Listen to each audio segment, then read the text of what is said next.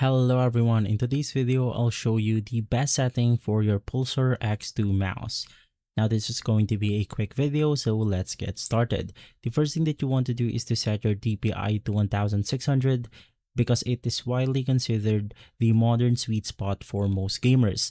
It offers lower input latency than 400 or 800 DPI without sacrificing control. For the polling rate, you want to use 1000 Hz for a stable, high-performance experience that preserves battery life. It's because if you use something like 2000 or 4000, this will provide smoother cursor movement but significantly drains the battery, so you have to keep that in mind.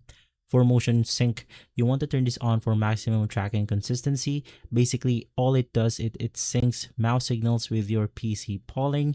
Some competitive players turn it off to eliminate the tiny 1 ms delay that it can introduce. And for the lift off distance, you want to set it to 1 mm for most setups to prevent the cursor from jumping when you reposition the mouse. And some additional settings to apply is the deep bounce time. You want to set this to 2 ms or 3 ms.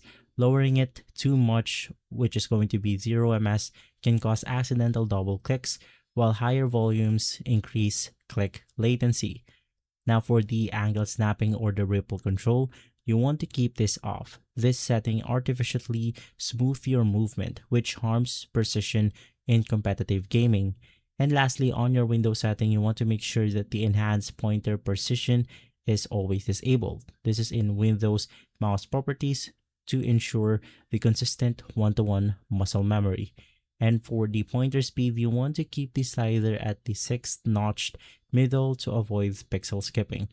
And so, those are the best settings for your Pulsar X2 mouse. If this video has been helpful, leave a like, subscribe, and follow Guide to Everything for more videos like this. And as always, thanks for watching.